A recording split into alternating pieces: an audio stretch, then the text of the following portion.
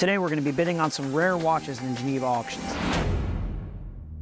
Hey everybody, Adam here from Menta Watches. Welcome back to the channel. We were able to travel to Geneva for the most recent November watch auctions and sales. Follow us today in this video as we sit down with my friend and colleague, Mr. Sacha Davidoff of Davidoff Brothers, going through some watches and then eventually bidding and hopefully winning some of the lots that they had on offer. Let's take a look. For this video, we're going to sit down with Julian Scherer and obviously my good friend, Mr. Davidoff of the Davidoff Brothers, to discuss some watches, but watches that unfortunately by the time you see this video will have already been sold, and because of that we're going to go walk you through our process. We picked out 8 lots that Sacha and I individually and some together are going to be bidding on. We wanted to give you a little sneak peek into what we're thinking. We're going to go through the estimates and the watches with Julian here of Antiquorum, say out loud what we're thinking we're going to be bidding, what we think they're worth, and why we are bidding on them, and kind of the condition issues that we're looking for and why they appeal to us. Kind of give everybody a little point of view from a dealer's perspective as to what we're looking for, as opposed to just talking about the watches and educating everybody on them individually and in general. So we organized them from earliest lot to latest lot. It happens to actually be also cheapest lots to most expensive lots, but that was completely coincidental. The first lot I am bidding on myself. I know Sacha's not interested in this lot. It is a solid gold Goublon triple date calendar wristwatch. It is on a solid integrated bracelet. This watch really appeals to me because it's from an era that used to be very popular, i.e. gilt dials of like the 40s and 50s. Kind of fallen off favor. Goublon, obviously, as we know, is a very famous retailer who also produced their own watches. This one happens to be in beautiful condition on an integrated bracelet, which is not for everybody, but it is very cool, and the bracelet still remains with like a very nice length, which is important because once you cut these, there's no going back. But I think all of these trending cycles are very cyclical, so while this might not be very popular now, a lot of people still do appreciate it, and I think because of that, it could be bought possibly at a good price, and it's a watch that you just really never see. Something really, really interesting. Something value, something where you're getting a lot of watch. Right. And you get the combination, you get the name, and you get the quality. Yeah, absolutely. Because of course, Goublon, if you look at the quality of their movements and even in their clocks, they did some amazing stuff. Right. So what did you guys estimate this at? It's in the 2 to 4. Which is crazy to me because I would say 4 or 5 years ago, this would have been a in the teens watch. Yep. Certainly over 10 grand. And our job, as dealers, is to try to find watches that bring value to the table, because obviously if we're buying them in a public auction, we need to be confident that we can then resell them at a later time for a profit.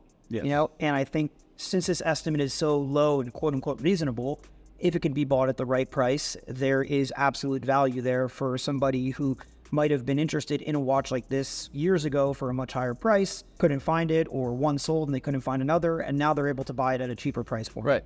Especially those, you're not going to find 10 of them. Right. Goublon, triple date, black dial, and it could be a men's, it could be a woman's watch, just like a nice combo. And, as you said, I think it's amazing value for the watch you get. If this was a watch that said Vacheron or Patek on the dial, it would be, please, in the tens of thousands of dollars, Absolutely. maybe even over 6 figures. So it's certainly a cool watch, and I love the condition on it. I love black gilt dials, so that will be one I'll be bidding on. The next watch is something that I picked out. Okay. Actually, So why don't you tell us about it? My brother picked out.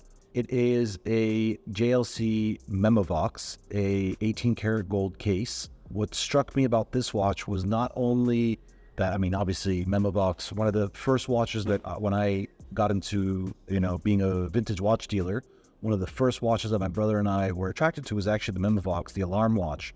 So it has 2 independent crowns, and one serves for setting the time on the watch, and the other one sets for winding. So basically the power reserve and also setting the alarm. And once the hour hand actually hits the triangle at the center of the dial, so like once they match up, there's like a cricket kind of sounding ring, and if I'm not mistaken, it's a bumper. So this is probably like a late 60s, generally well-known kind of model, but the condition was what kind of like stood out to me. The watch is like incredibly crisp. The estimate is 2.5 to 4.5. Yeah. Listen, but bottom line is, went on a valuation day in Zurich. The family showed up with it. They had no idea what the watch was worth. They had found it in a drawer. It wasn't even theirs. It was just passed down from one member. And obviously you can see the watch has just never been polished. I mean, never been used, you can see, you know, the condition of the case. You know, every single angle is sharp. The hallmark on the side of the case is like as deep as the day that it left. All the numbers on the back are like really super clean and crisp. I mean, it's once again, it's, you know, the Memovox has always been a little bit underrated watch in the Jaeger-LeCoultre family as general. They've always been for what they are, which is a super cool alarm watch. Once again, you know, worth almost nothing. Right. And at $2,500 to $5,000 estimate, like, and I think that's also a watch that unless you're here at the preview seeing this watch in person, you can't understand quite how crisp it is. And so it's a watch that, could it be bought by you at the right price, certainly could be resold to anybody. And it's not also a watch that is easily found if you search for it online. So it's something that if somebody's looking for one, certainly interesting because it's in gold, not steel. Most of them weren't steel. And not plated, as you see a lot of them as well. Right. So yeah, we sold a gold, what we call gold cap, so steel back, which is gold case and then a steel back for, I think, around $4,500 already. Right. Which then, you know, looking at the estimate, so we were talking about dealer thinking. If I have somebody who walks into my store and they're looking for a gold dress watch that's a little bit sporty, so, you know, with the two crowns a little bit, you know, a good size and in like excellent condition, this is an excellent value buy if I buy it right. I mean, So what do you think you're going to bid on it? Ballpark. probably around 4,000 hammer to be a 5,000 Dollars. We speak in dollars. Which is basically Swiss francs plus or minus 10%. 10%. Okay. So What like would you basically retail for? $4,500 to be in at like $5,500 all in, and then ask like $7,000 or $6,500. Right. Ask $7,000 and maybe sell it for $6,500, somewhere around there in the dollar range. I think there's like a little bit of money to be made, and there's also a great value to be given to the buyer. Sure. Without, you know, like suffocating and like, you know, and so it's something that you can like wear, enjoy, and it has, I mean, it has a screw back, so it's not that fragile either. Nice watch. Nice watch. So the next two lots kind of go hand in hand. You guys are going to laugh at this first one. It's something that Sacha wants to bid on, but like I said, they go hand in hand. The next one is that I want to bid on, and it's actually not a wristwatch. It's a bull. It's a bull. It's a bull. It's a bull. Tell us about this bull. So this bull was made by, or for Vacheron, by a famous artisan called Hurt. And basically he was commissioned by Vacheron Constantin to do objects for the manufacturer, fully retailed by Vacheron Constantin in their store. The original certificate actually comes with it, which is a Vacheron certificate, and they're beautifully made. He was well known. It's circa 70s, 80s. It's made of obsidian. It's obsidian. He was well known for making birds. If you look, there's actually a whole series of birds made out of stone, etc. This is the first buffalo version we have seen. It's obsidian. It's 18 karat gold on the hooves, on the horns as well. Set eyes, I think. Take the bull by the horns. And It's got a couple rubies, right? Yeah. Yeah, that are also set in gold. It's just like a super unusual thing that you just don't say interesting. It's Vacheron. It's Signed Vacheron. Yeah, a signed Vacheron at the bottom. What's the estimate on this thing? 2 to 4. What do you think this was cost when it came out new? You know, we actually thought but a lot. It was probably like at least 10, 15,000 when it sold. Yeah. That kind of thing. And you want to buy this obviously not to resell, just to put on your desk at your office, right? Yes, we hoard random objects of the sort, and now that stone dials, especially with Rolex stone dials being so popular, malachite, tiger eye, obsidian, onyx, lapis lazuli have really become quite popular. This object kind of becomes more relevant again because people can appreciate the rarity of the stone and the working of the stone, and leads to your next lot that you chose. Right. So the next lot that I chose, speaking of obsidian, is a Rolex Datejust in 18 karat yellow gold with an obsidian stone dial. And this is a watch that you really never see. I know there's a couple collectors that I've seen on Instagram who have them. I've personally never owned one. Looking at the condition of the watch, you notice right away the case has been polished. The hands are probably incorrect because they're luminous hands against a non-lum dial, which is unusual for this. But it's an opportunity to own something that you really never ever see. And I'm absolutely in love with the way the dial aged. Your brother actually explained to me today that obsidian was a more fragile, in the sense that, or more malleable, I should say, stone. And so when they were placed on the dial plate, the glue underneath was able to like caused this uneven aging when it dried, which was interesting because I never knew that. I thought it was just that's the way the stone looked. What he was explaining is that they were cut so thin that you could see through the obsidian to the underlying dial, the glue spot, the whatever, and then over time that would actually they would have to repaint underneath to re-give it color because it would become transparent. Interesting. And then that's the part, the recoloring underneath is what aged and made it look like the way that it does. The way that it looks, yeah. It's kind of an oxidation of the coloring underneath. It's absolutely wild.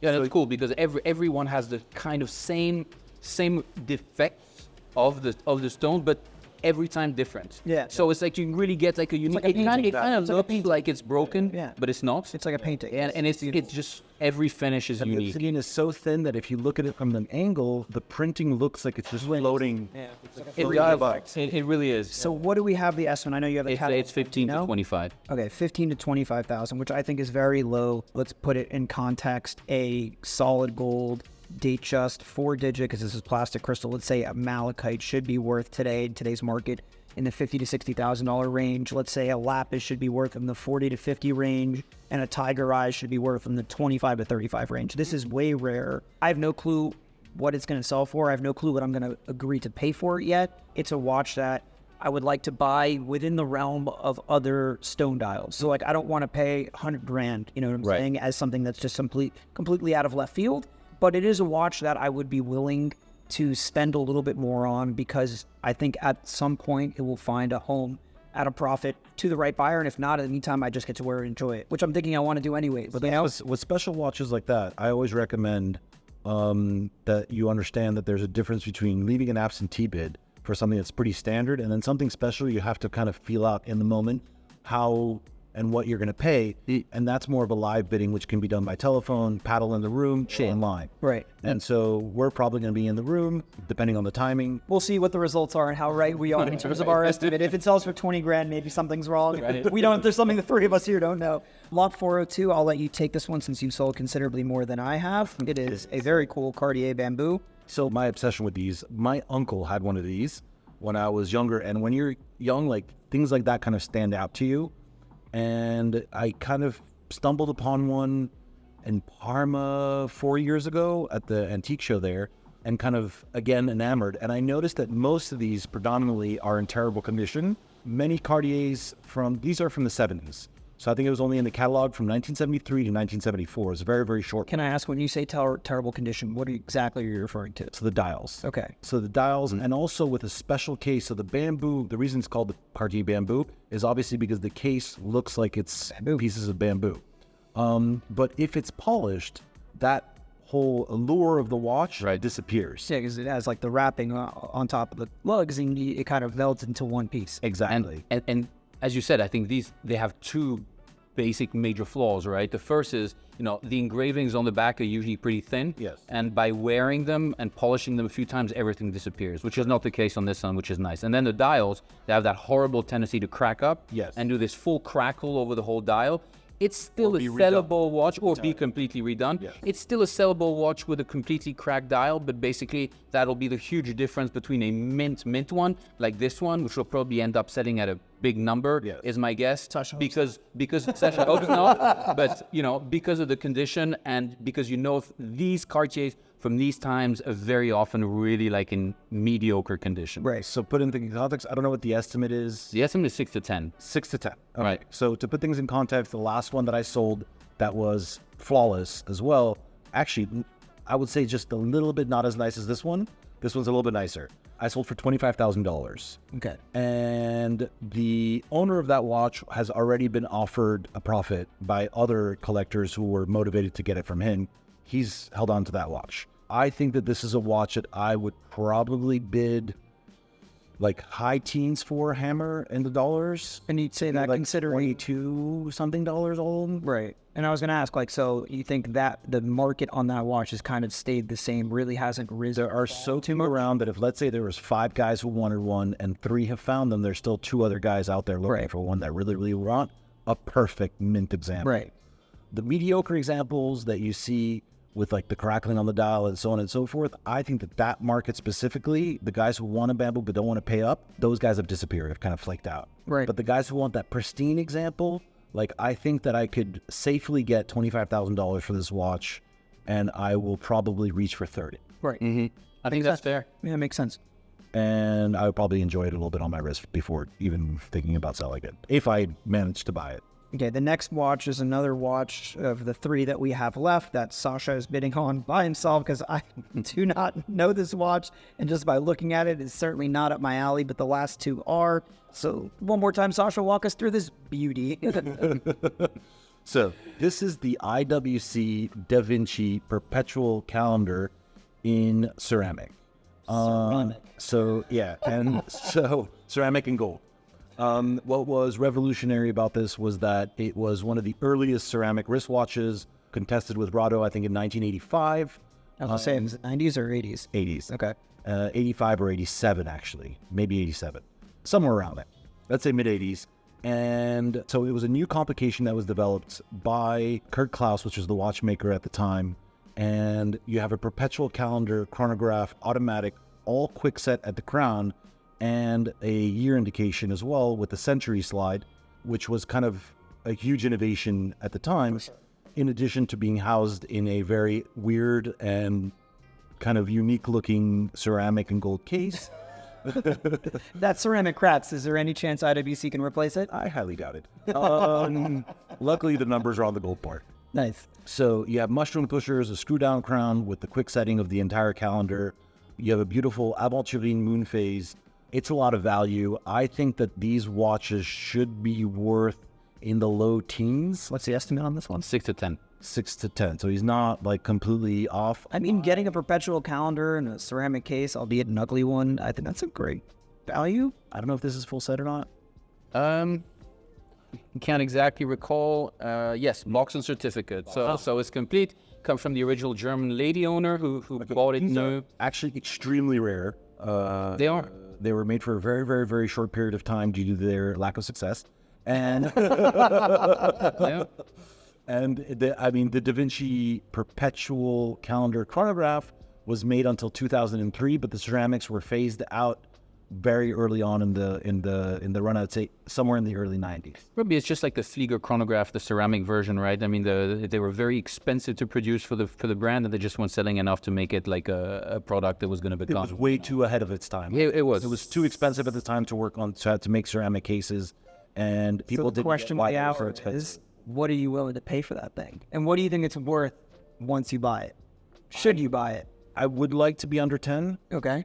I don't know if I will be able to, because oddly enough, random things like this have a really big cult following. Yeah, it's true.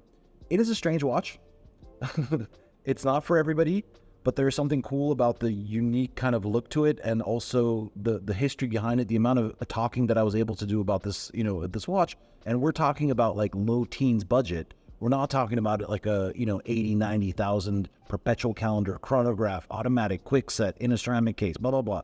So it's a lot of watch, albeit housed in a very strange case.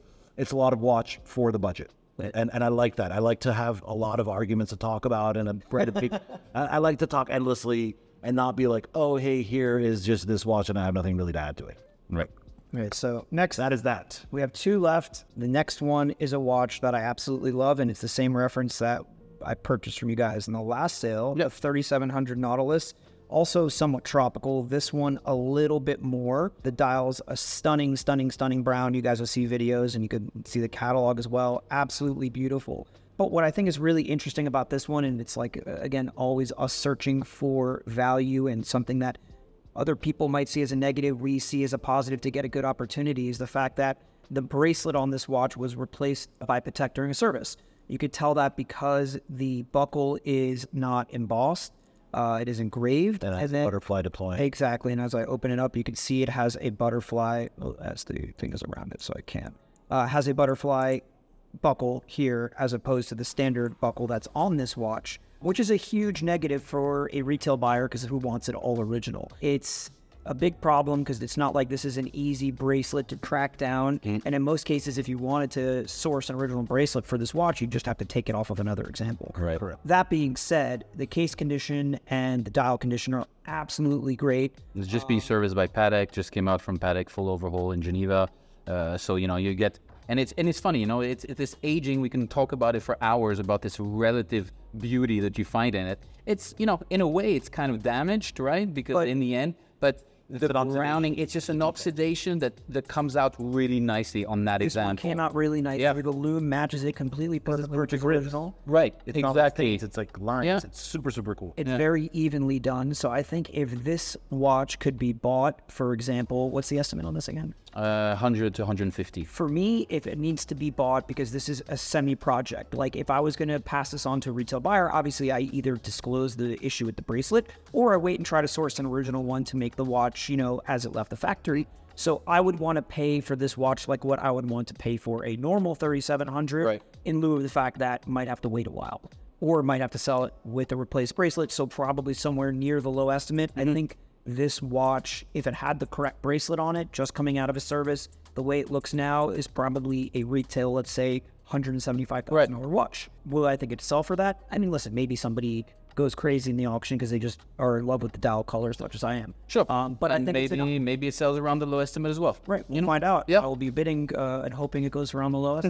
So we'll see. But I think it's one of those lots I wanted to pull out to show you guys that you always need to sometimes look for opportunity to get a watch at a cheaper price because it has maybe something wrong with it that could be remedied at some point in the future if it really bothers you. Right. That it shouldn't just be something that's completely overlooked right away. And then if you want to look in the grand scheme of things, you'd also have to say that the bracelet is probably the least important of the issue. Yes. An issue it is, but compared to a spare dial or a service dial or service hands, it's more problematic. Well, it's an issue that's solvable. Solvable, exactly. And, it's like if the watch was reloomed or something like that, once it's reloomed, there's no going back. If the case had been changed and the numbers don't match. Right. That's an issue. If there's a scratch on the dial, there's no fixing a deep scratch on the dial. But a bracelet, we could find an original bracelet for it if it even bothers you. I would wear this watch as is personally for a while. And if I ever stumbled upon an original bracelet that wasn't crazy priced or... It might be the buckle because the bracelet doesn't have that little code underneath. I don't know. the last lot is just a stunning example of a really rare watch. Had a very attractive estimate.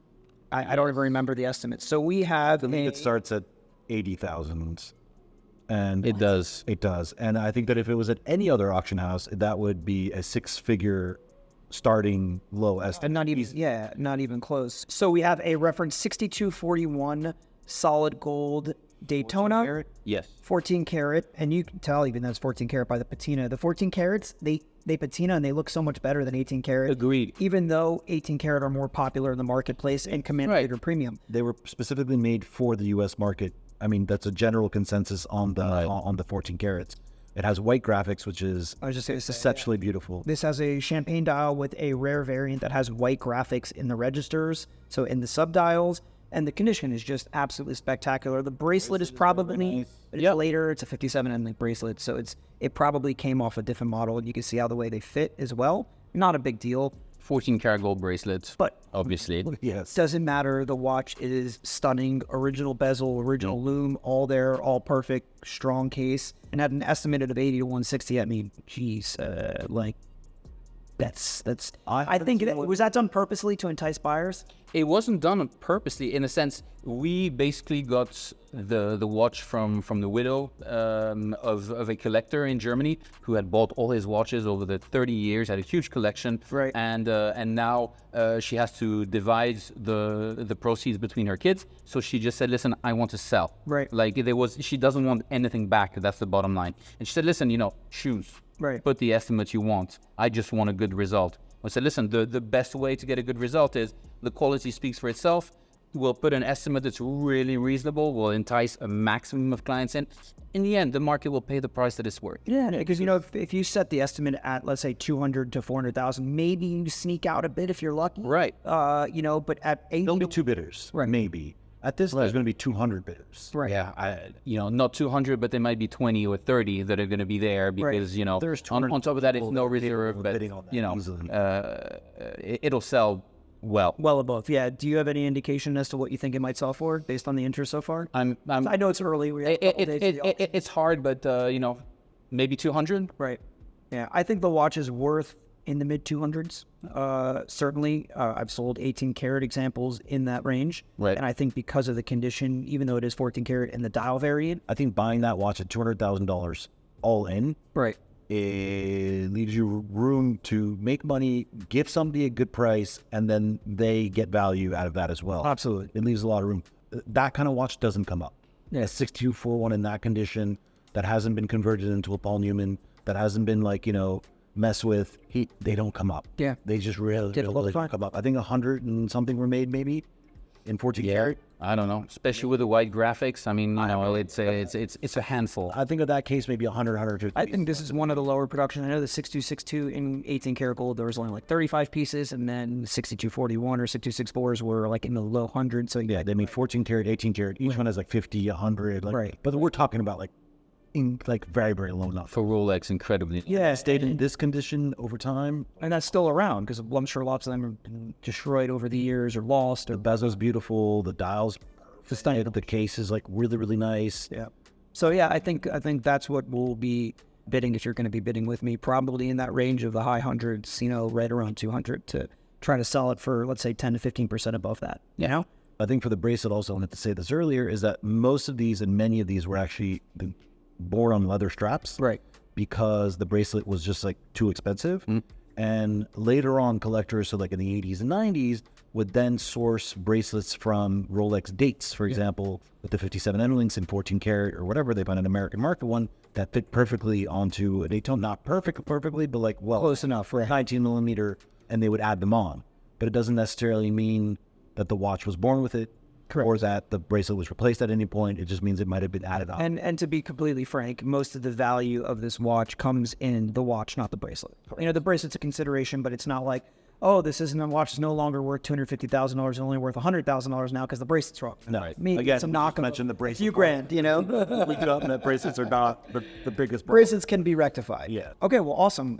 There's a lot more lots that Sacha and I will be bidding on together individually, but this video would go on all night. Yeah. Julian, thank you so much for sitting with us. I hope we win some, and I'll do a quick follow-up after the Geneva auctions to see if we won any, if we were right on any of our guesses. Most of the times we get blown out, we think we'll be able to buy something for 10, 20 grand. It's also for 50, but you never know. You never know. Exactly. Thanks so much. Okay. So that about wraps it up for our first video of our Geneva auction experience. In Antiquorum sale, we bid on a lot of watches, and of the ones we showed you, we were able to secure 3 of them: the Patek Philippe Nautilus, the Rolex Datejust with Obsidian dial, and the Goublon triple date yellow gold wristwatch. Really excited to be able to show them to you guys once they arrive. As always, thank you so much for watching. If you can, please remember to comment, like, subscribe, anything you can do to help us grow the channel, and see you guys on the next one next week. Thanks. Bye.